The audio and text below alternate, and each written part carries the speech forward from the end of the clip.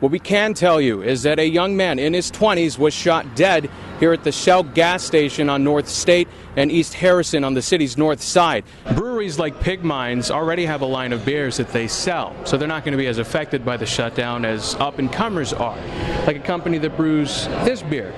You can't see who they are because they don't have a label. They don't have a label because the TTB is behind because of the shutdown. Police told me they couldn't confirm. They weren't sure if the man was actually armed. But judging by the response, the kind of personnel and kind of equipment they have here, they're not taking any chances. And just to be clear, there is no one else in that building. The city of Rockford says these memorials are only taken down when neighbors or people in the neighborhood complain about them, and that there are tons of them all over the city, but there's no ordinance or any law specifically protecting them from being taken down. It's very difficult to try to understand how any one parent could do this, but right now we're following two cases in the state line where parents have left their kids in cars that are off, that have no heat. The Winnebago County Sheriff's Department says they think it's more than one person going around doing the robberies because the things they're stealing are rather heavy. In streets riddled by gangs and violence, it's no surprise people would want to protect themselves.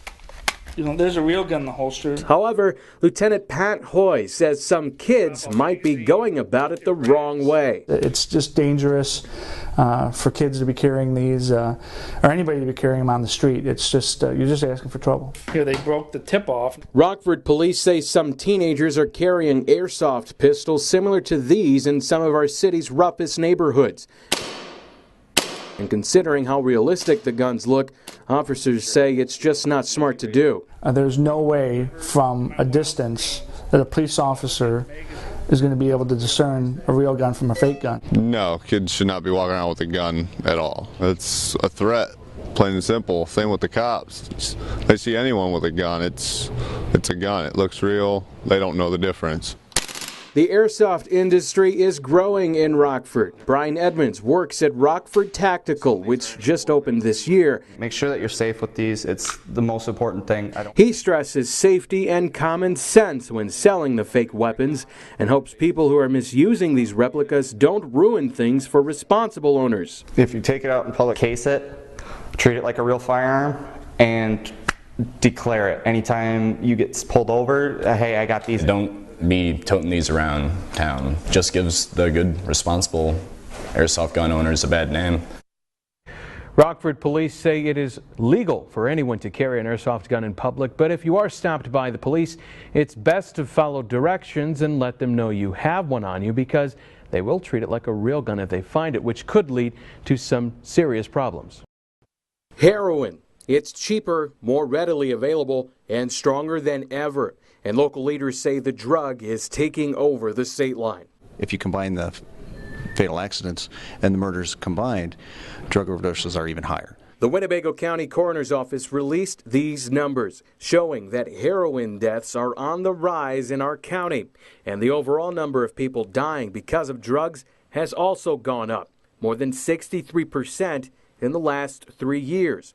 It's a problem 19-year-old Jesse Amerheim says has hit his family hard, which is why he's attending this summit. When they say it destroys family, it literally does. It turns people against each other. You go without talking to the person for months. Some speakers say the crowd size only illustrates the level of apathy in the community over issues like serious drug use, especially when only a few hundred feet away, more people pack the high school gym for a basketball game. There's probably 3 to 5% that are sitting in that gym that are probably hooked on it. They don't want anybody to know. They don't want to come to this. They don't want to get better. Lauren Dobbs and his girlfriend Jessica Guston live in Rockford, and both have struggled with heroin addiction. They say the drug ruined their lives, and they hope those at the summit tonight have a chance to make a real difference. It's cost me my child, it's cost me my license, it's cost me my friends. I guess that's all someone needs, is someone to actually show that there's something there, that there's people there that will help. The county says teens and people in their early 20s are using the drug more in our area, and there is help for addicts like Rosecrans, who say even for people who feel they can't afford the help, they may be able to help them as well. As crews begin tearing away sections of the BMO Center's lower bowl, they don't roll the way they should. Paul Lindsay takes a second to enjoy what's happening to the venue where he's worked for the last 30 years. This is my home. I live, breathe, and eat this building.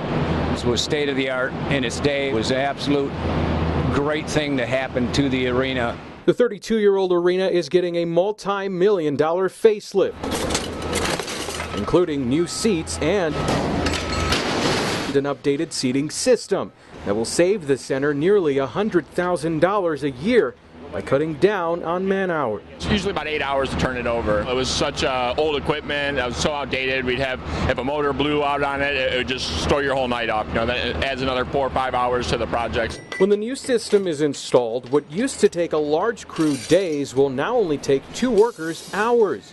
BMO GM Gordon Kay says the new seats are only the beginning. People are coming into a brand new building. New seats, new food options, new locker rooms, new lighting. We definitely are really going for that wow factor. It's a nearly $3 million master plan, most of the money coming from state grants. It's really exciting to see these people standing up and say, you know what, we believe in you. We believe in you, Rockford. We believe in your community, and we believe in your facility. Kay says crews will finish removing the lower bowl in the next few days. Then it's time to put in the new seats, lights, and everything else.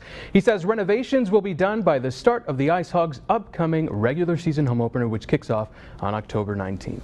A Rockford Ice Hogs intermission report from 23 News. Good evening and welcome to this Ice Hogs intermission on 23-2. I'm Jorge Rodas. We'll get you back to the game soon, but before we do that, here's a quick look at some of our local headlines. 9 people are being charged in connection with the death of an Oregon high school senior who died at an underage drinking party, and now the Ogle County State's Attorney Mike Rock says a racial dispute started the fight that took the teen's life. The Winnebago County coroner says Jonathan Williams died from head trauma after falling onto the ground during a fight in August. Today, 7 adults and 2 minors are charged in connection with the party and fight. No one has been directly charged with causing Williams' death. However, 4 people are facing serious charges for not calling 911 after Williams was hurt. Rock says the teen's death was preventable.